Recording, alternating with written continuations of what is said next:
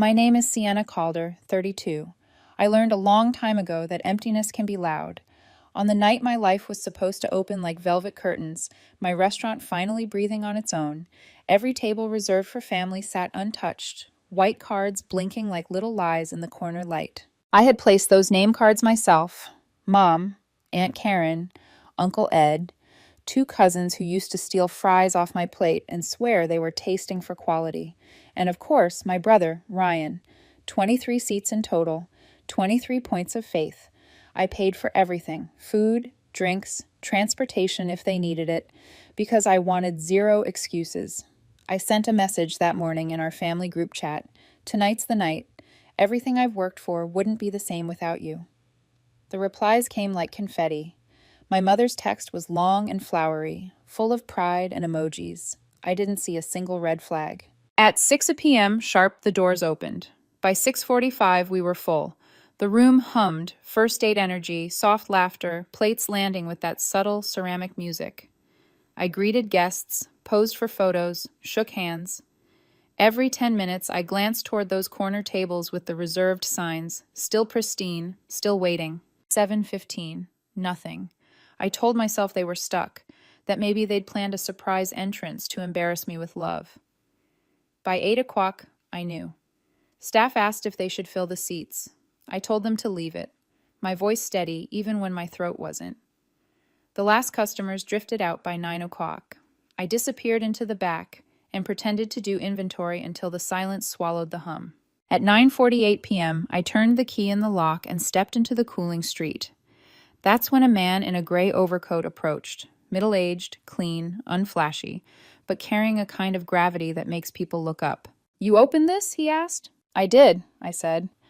The answer felt like a spine. He shook my hand, firm, certain. "Good work, real good. I've been watching your build for a while. Quietly." A small, knowing smile. "We're looking to invest, serious backing, 6 figures if you're interested. Call me tomorrow." He handed me a card and walked off like he didn't want to smother the spark. I stood there longer than I should have, my fingers loosening around air that still remembered his handshake. Then my phone lit up. 89 missed calls. All from Mom, not a single text. I didn't need a detective to find the truth. I could already hear the chips and cheap beer from Ryan's living room. Poker night. Family tradition when real life asked for less. They had streamed support from home, I would learn, and then drifted into cards and laughter and the kind of forgetfulness that proves what matters and what doesn't. Before I turned the lights off, before I went back inside, I made a decision without tears or thunder. I would hear what they had to say, and I would stop pretending their silence meant nothing. I didn't call back. I didn't even leave the restaurant. I lay down on the leather bench in the back hallway, jacket folded under my head, eyes on the dark ceiling as the cooler hummed a bass line under the city's faraway traffic. It wasn't sleep. It was an exhausted sort of stillness, like my body had pressed pause on my heart so it wouldn't bruise. Morning found me at 9 o'clock a.m. with a dead phone and a dull ache behind my eyes. I plugged the phone in behind the bar. Thought about making coffee, but the machine still smelled like burned espresso from last night, failure's aftertaste. I stared at it until disappointment hardened into something steadier. Not anger, clarity.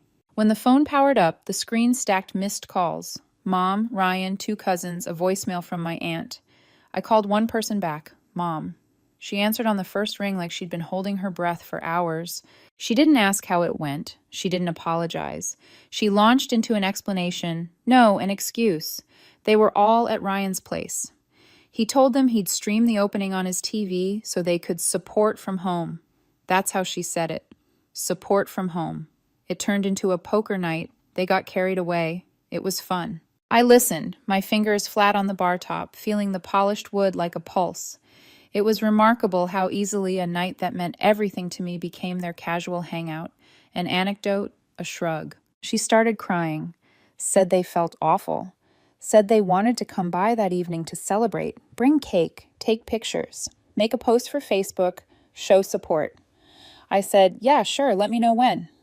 Then I didn't show up. I didn't even unlock the restaurant that night. If they wanted a photo, they could take one with their reflection. People like to call this pettiness. I call it boundaries arriving late but dressed to stay. I spent that evening alone, phone off, lights off, walking the dining room with only the street lamps for company. The reserved cards sat in a drawer in the back, all those names perfectly printed as if ink could conjure presents. I slid the drawer shut and felt the latch catch. When I finally turned my phone on again, there were more messages. I did not open a single one.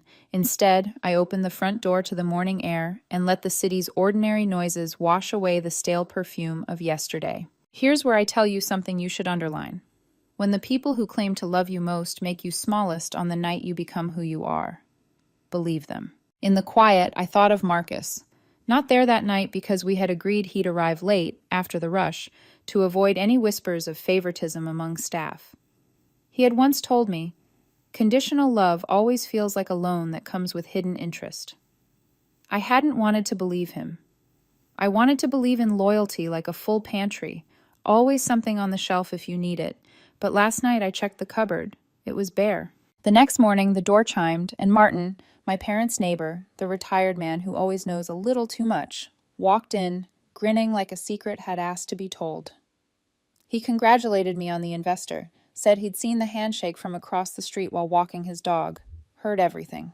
I told him nothing was confirmed, that it was private, that I wasn't ready to talk.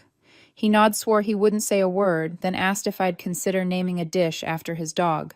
I smiled because sometimes absurdity is a mercy. 2 hours later, my cousin Jessica texted, "Heard about the investor. Amazing. So happy for you." 5 minutes after that, Ryan, "Let's talk. We've got ideas. This could be big for all of us." There it was, for all of us. By afternoon, messages multiplied. Aunt suggestions, uncle franchising fantasies, a cousin asking if I had openings in case she needed a change of pace. Nobody mentioned poker night. Nobody said, "We're sorry." The amnesia was immaculate. I didn't respond.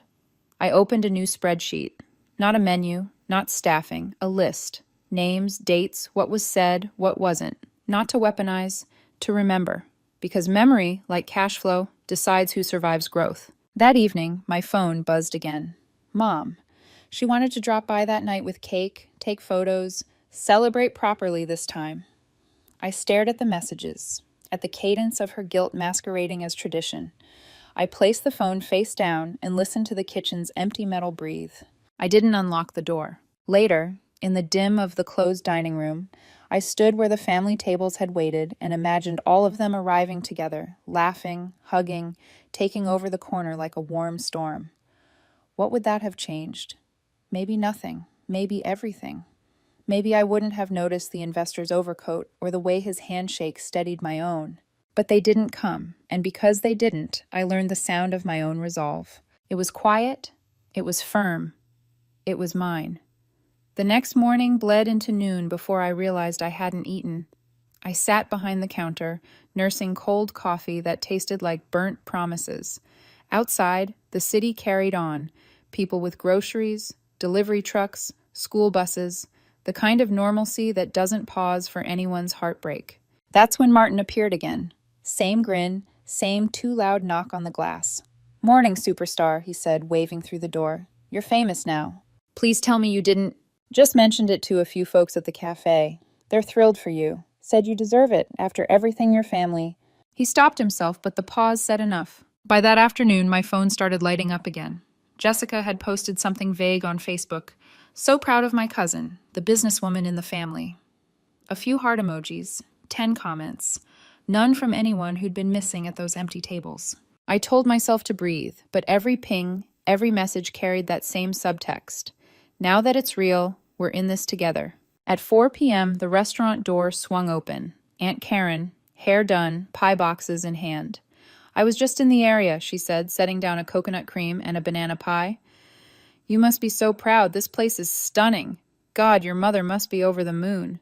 "She hasn't been by," I said. Karen smiled like she hadn't heard me. "Well, she's just giving you space. Anyway, I was thinking, brunch menu? People love a good Eggs Benedict.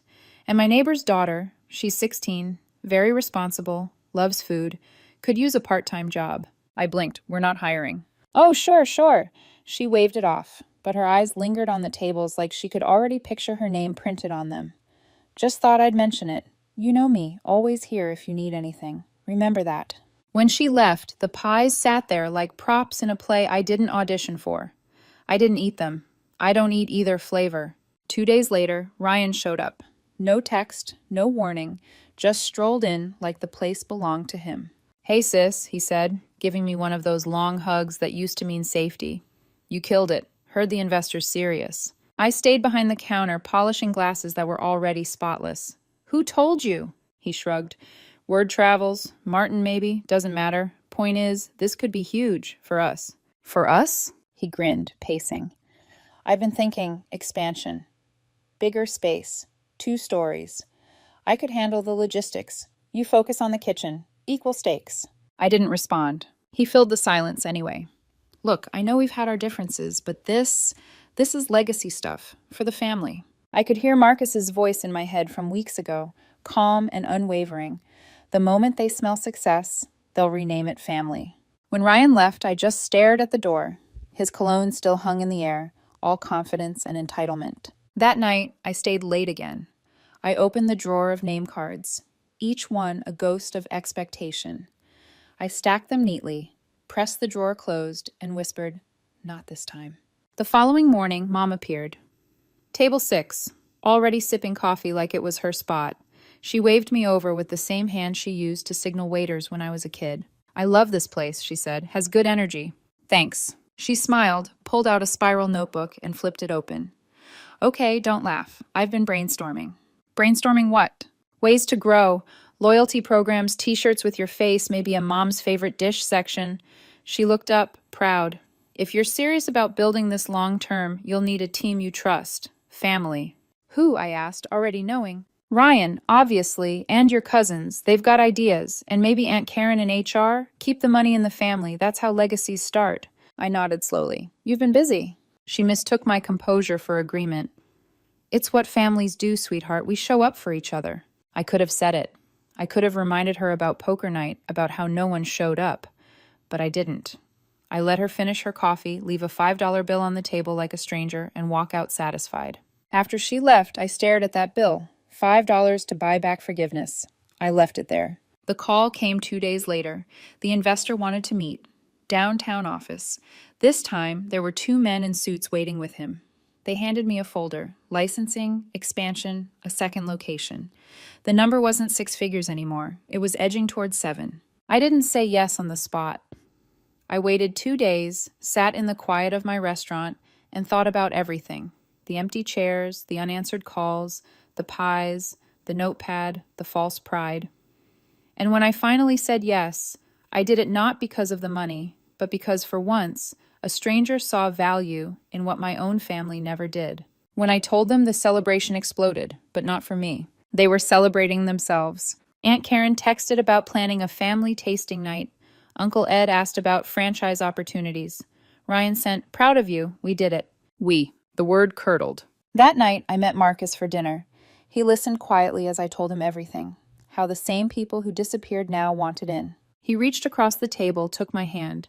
"You don't owe them a seat just because they built the table you outgrew." I smiled. "You always know what to say." He squeezed my fingers. "Promise me something.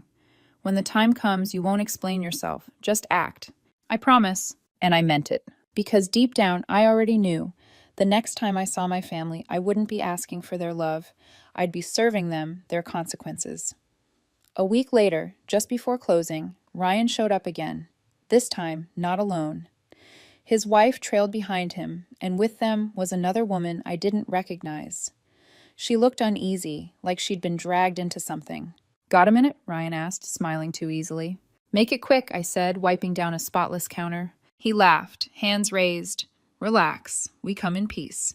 He glanced at the quiet woman. "This is Talia. She works with me on some stuff." Marcus's words from that dinner echoed in my head. "The time will come. Don't explain. Just act." Ryan cleared his throat. "Listen, I owe you an apology." I froze, cloth in midair. "That's so?" He nodded, though there wasn't much conviction in it. "That poker night, it was my idea." I said nothing. "I told everyone not to go," he continued.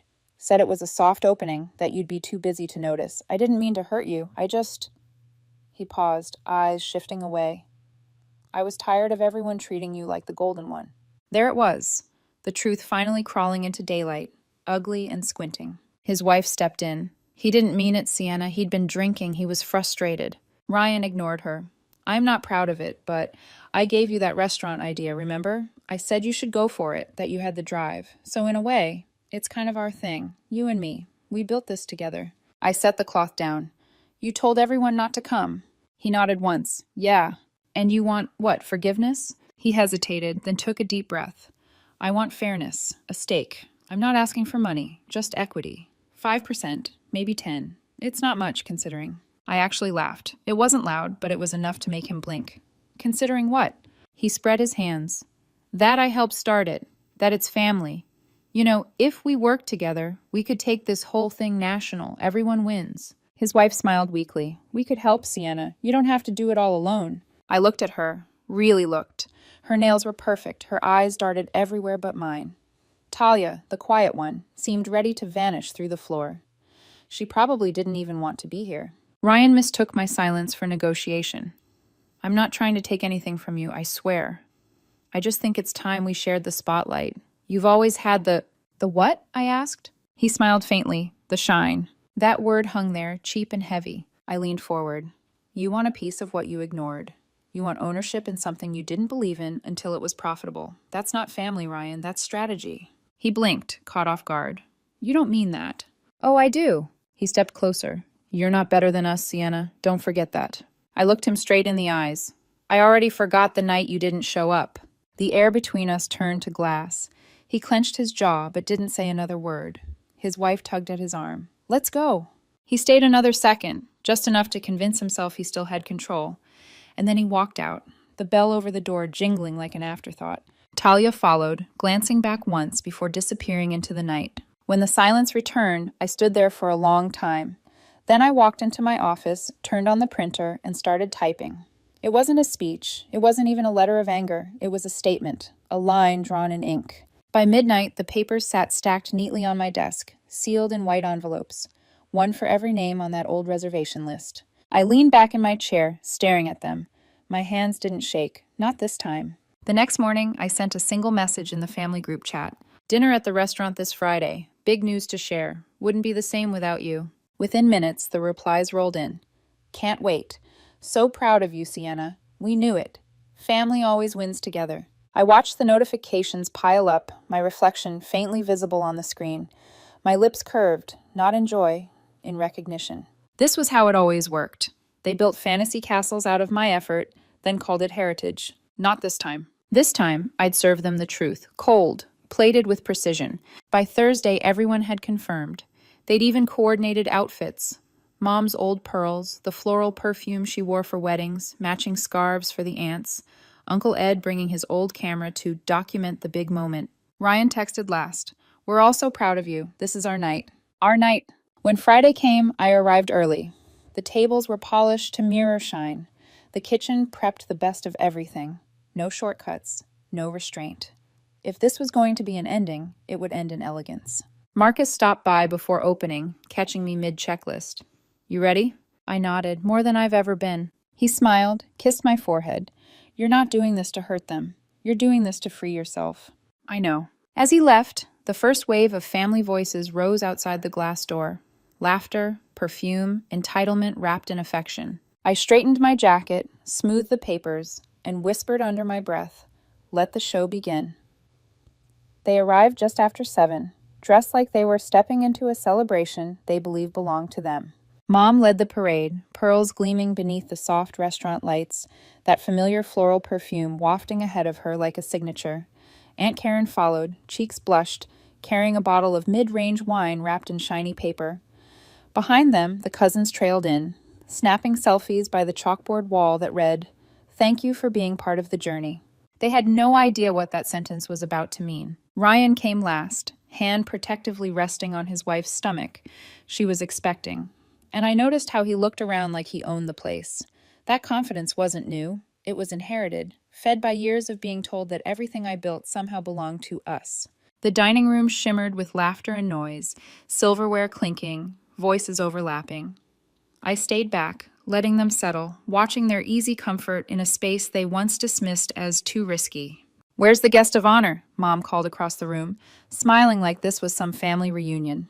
Right here, I said, stepping out from the kitchen. Applause broke out, half-hearted, performative, but loud enough to echo. Look at her, Aunt Karen exclaimed. Our girl finally made it. I forced a smile. Glad you all could come. I told the kitchen to serve everything. Appetizers, mains, desserts, and bottles of wine. I wanted no shortcuts, no excuses. I wanted them full, content, comfortable. Because people listen best when they least expect the world to shift beneath them. They ate. They praised the food, toasted to family success, clinked glasses, took pictures. Ryan even stood to make a small speech. To Sienna, he said, glass raised, the best of us, and proof that when one of us wins, we all win. The table cheered, the word we tasted like vinegar in my mouth. When the plates were cleared and the laughter softened, I walked to the center of the room. The stack of white envelopes in my hands suddenly felt weightless. I have something for each of you, I said. Something important. Conversations dimmed. Forks paused midair. I handed them out one by one. Mom, Ryan, Aunt Karen, Uncle Ed. The cousins passed them down the table, whispering guesses. Ryan tore his open first. The smile on his face froze halfway. His eyes scanned the page once, twice, and then he looked up. This isn't, he began, but the words died in his throat. The letter was short, 1 page, direct, final. It stated that the business was mine alone, entirely. The investor deal was real, signed, sealed. The expansion was underway.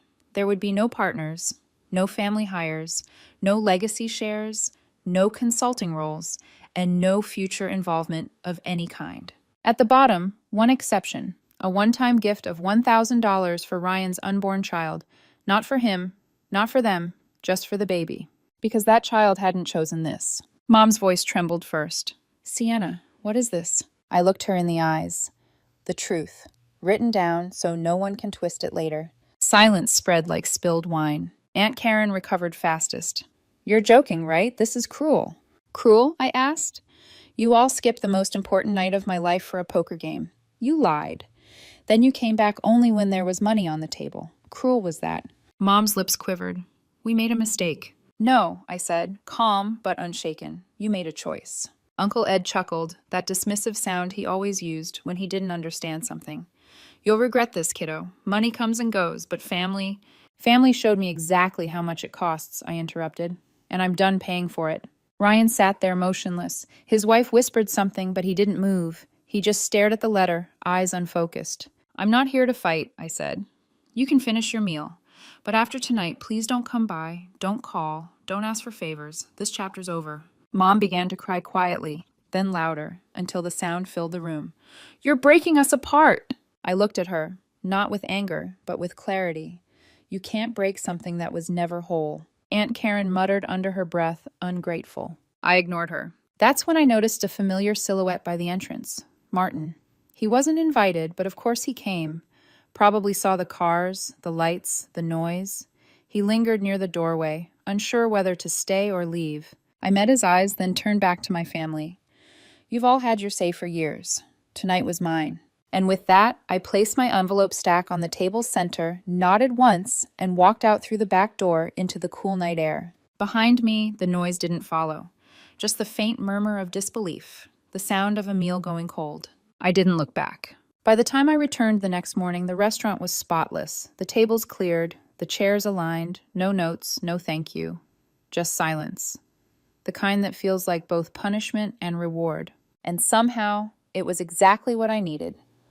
The next few days passed in an eerie calm, like the eye of a storm that had finally moved on.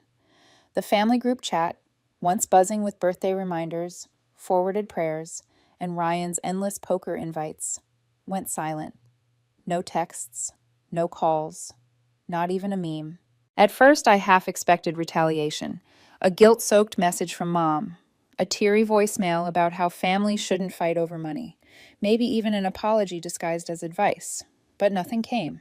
They vanished. And in that silence, I found something I didn't recognize at first. Peace. The restaurant flourished. After the dinner fallout, word spread faster than gossip ever could. Locals filled every table. Food bloggers posted reviews. Even the investor, Mr. Collins, moved faster than expected, pushing the expansion ahead by months. The second location opened before the end of the quarter. Then came the third.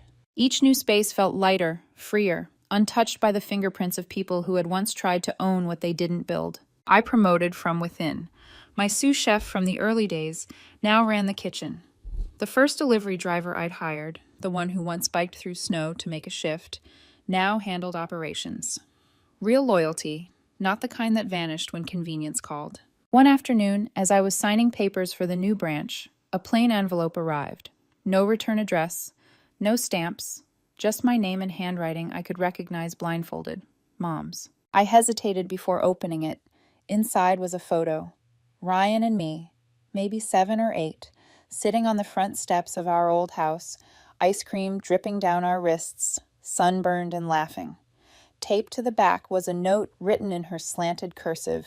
Don't forget where you came from. That was all. No apology, no explanation, just nostalgia, weaponized into guilt. I sat with it for a long time, the weight of it strange in my hands. I could have ripped it up, burned it, sent it back. But instead, I slipped it into a file drawer with the contracts and permits, because it was part of the record now, a reminder of what came before and how far I'd come without them. Weeks later, a friend from the old neighborhood called, said Ryan was struggling. His wife had lost her job. Mortgage payments were behind. Mom was telling anyone who'd listen that I'd changed since the money. I didn't respond, didn't gloat, didn't correct the story, because the truth didn't need defending anymore. Marcus noticed my quiet. We were walking home one night after closing when he said, "You've been quieter lately." I smiled faintly, maybe because I finally ran out of things to explain. He nodded. That's what freedom sounds like. And he was right. For years, I'd chased their approval, built milestones like shrines, hoping they'd show up, clap, care.